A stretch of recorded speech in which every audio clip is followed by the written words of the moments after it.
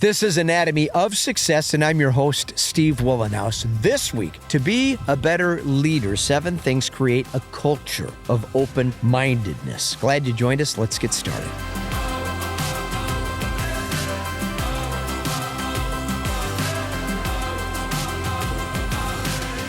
Welcome to Anatomy of Success. Each week we talk about 4 tenets of equanimity: better health, healthy relationships, healthy intimate relationships, and more satisfying work. Today's topic under the work category, leadership. And I believe if we focus on these areas of life, we move in the direction of greater life satisfaction. So if you like the sounds of that, please subscribe to our YouTube channel. You can find our audio podcast, subscribe, and follow along there. Head over to weatherology.com. That's my company page. Grab the Weatherology mobile app. Find me under About Us at the top of that page. I hope we can connect on social media. Now, everyone has an opinion, and those opinions can be very unpopular during polarized times like now. Compliments of social media, anyone can express their opinion and elicit immediate reaction. When large companies start to define what constitutes free speech, we are drifting in a dangerous direction. When individuals with far too much free time coordinate attacks on people that express dissenting ideas, productivity and conversation is replaced with intimidation. Big businesses should never be arbiters of morality, especially when politics and money are involved. Motive is always questionable when power becomes the ultimate aphrodisiac. The problem with most opinions, they are expressed in a way that conveys absolute certainty. People aren't interested in our opinions. They simply want to assert their own. The slippery slope becomes especially dangerous when leaders create impressions of intolerance and imposing viewpoints. We have to move away from this tendency we're seeing in America today, where we can start to express our opinions. Expressing your thoughts, that's one thing, but making people feel like they can't because they disagree, that's another issue. And we're seeing a lot of that in corporate politics today, or business as we affectionately call it. Now, that's not an environment that's conducive to personal safety. When anyone feels uncomfortable speaking up,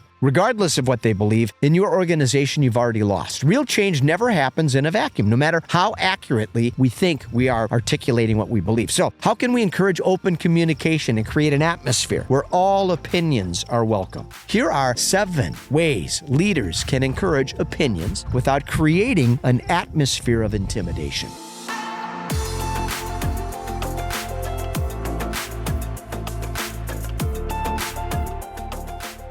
Facts. Most organizations are making massive policy changes over the past 3 years based on theories and the perception of being virtuous. When sudden changes are mandated, that impacts your culture and people get suspicious. People don't want to be scrambling to change their hiring practices to accommodate a certain belief system. We need to be open-minded and hire people that are competent, capable, have the appropriate skills, and we need to recognize attitudes. Most people form opinions based on erroneous ideas anyway. Let's stick to the facts and make wise decisions based on the facts.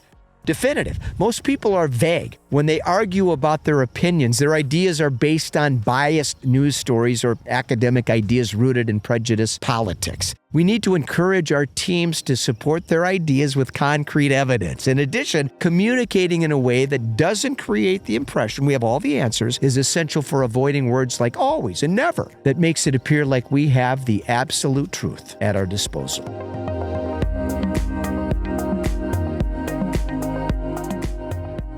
Conviction. It's okay to own our opinion and be passionate about our beliefs. However, many people escalate when they express their opinions and fail to communicate effectively. Having convictions is great. Raising our voice and being defiant creates a culture of resistance. Great leaders set the tone by being firm but being loving.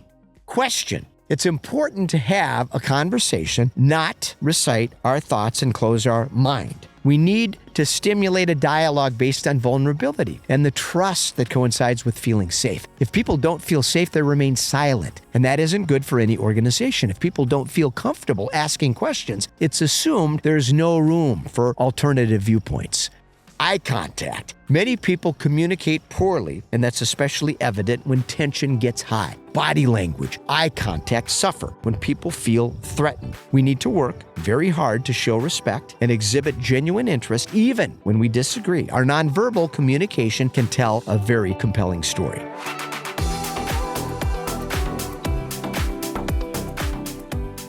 Encourage. Great leaders establish an atmosphere of trust and open communication, and they encourage feedback. All feedback, by the way. When people have strong opinions, it's easy to allow our ego to take control. When we do, the atmosphere changes, and people feel discouraged to speak up. It's up to group leaders to mitigate the effects of an over-energized ego. Listen. We need to listen to understand. Most people believe they listen well. Unfortunately, all the research shows over 85% of us don't. Listening better is a skill that needs to be refined every day. It takes practice, and it involves learning to speak less and listen more. When it's clear we are listening, we gain respect, and people respond, and our credibility starts to improve. Now, here's 7 tips for leaders, and that goes for leaders in your family, leaders in your friendship circle, leaders in business. We can benefit from focusing on leadership skills that will make us a better communicator with greater impact in this world. Hope you benefited from this discussion. Share your thoughts in the comments section below if you have anything to add. As always, I'm Steve Wohlenhaus, and this has been Anatomy of Success. Glad you joined us. Come back again next week. Until then, let's stay focused, let's stay positive, and let's stay optimistic.